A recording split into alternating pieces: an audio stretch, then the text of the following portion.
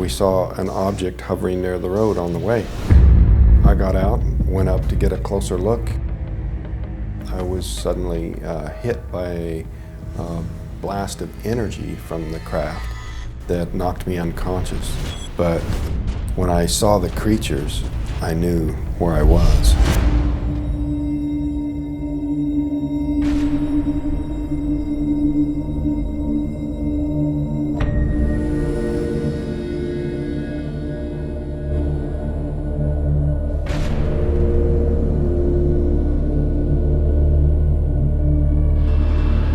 November 5th, 1975, I was working in the woods with 6 other men, and after a day's work, we loaded up our equipment and headed home, and we saw an object hovering near the road on the way.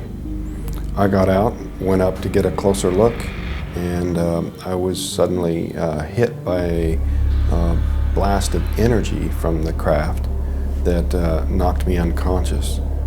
The crew thought it had killed me and that they were next, so they took off, and then once they got over their fear to some extent, they came back to see if they could help me, and by then the craft had taken me and left. But when that blast of energy hit me, I was knocked unconscious, and when I came to, I didn't know where I was at first. At first I thought I'd just been hurt in the woods and taken to a hospital, but when I saw the creatures, I knew where I was. The small creatures that I awoke to see, you know, in many ways, you know, they're just compared to the term gray, but they didn't have that term back in those days. And one of the major differences in the description that is around today and what I saw is that their eyes had pupils, they had eyelids and they blink. So, you know, they were hairless, very large cranium, but like a human arrangement of features, 2 eyes, nose, mouth, ears. At the time that this happened to me, I thought that it was an abduction. After my initial encounter with these small creatures, I went looking for a way out, and I was in this round room that I think was some kind of a viewing room of the maps of the stars, or maybe it was actually viewing where the craft was. The buttons that I was pushing to try to open a door didn't seem to do anything most of the time, but there was this one lever that made all the stars move in unison together. And that was very disorienting. It almost made me sort of fall down. I was already off balance because I was so weakened after being hit by that energy. But a human being, or at least what I at first thought was a human being, a human-looking alien came in and took me out of the craft. And he took me into this larger craft or airplane hangar-like thing. And then out of that large room, there were some other humans waiting for me.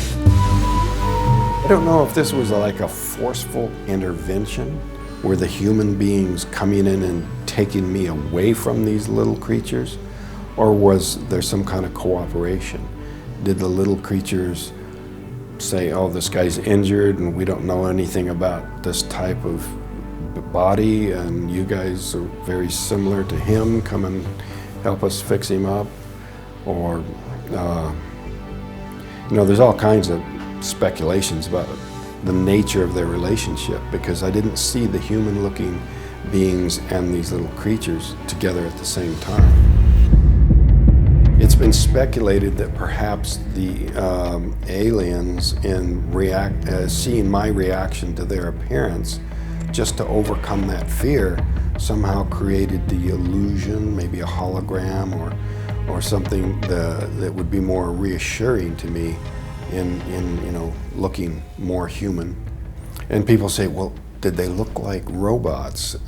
Did the little ones look like robots? And I always say, well, you know, if you had a technology that was capable of creating a functioning robot, one that could actually replace a living being, the technology would be good enough that you wouldn't be able to tell, you know, because we're talking about technology that is probably hundreds of thousands or millions of years ahead of us. And look how far we've come in just 100 years. So how far could someone else go in 1,000 or 100,000 or even 1,000,000? And based on the age of other star systems, you know, they could be very, very, very far ahead of us, to the point where their technology looks like magic. I would think that a technology that advanced would be capable of completely, 100%, disguising their presence if that was their intention. They could come here, they could do all the things that they do and not even let us know at all.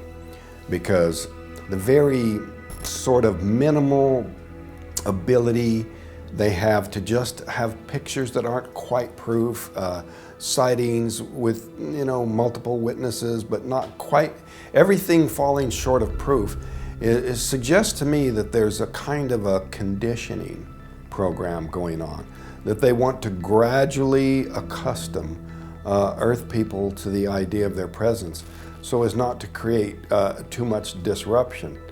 And if that's their intention, and if the governments of Earth are aware of their presence, they may be sort of complicit or sort of going along with that particular approach. You know, I do think that we've come a long ways, because back when this happened in 1975, they actually didn't know for certain of a single planet outside of this solar system. But now, with the advanced telescopes we have, they've identified for certain which stars, other suns, you know, do have planets going around them, and even to the point of being able to tell to a certain degree just how Earth-like these planets might be. So we've come a long way in our awareness of other life and the possibility of other life, and even you know, Hollywood fiction and science fiction and those kinds of stories has been, you know, getting people, societies, accustomed to the idea that we're not alone in the universe.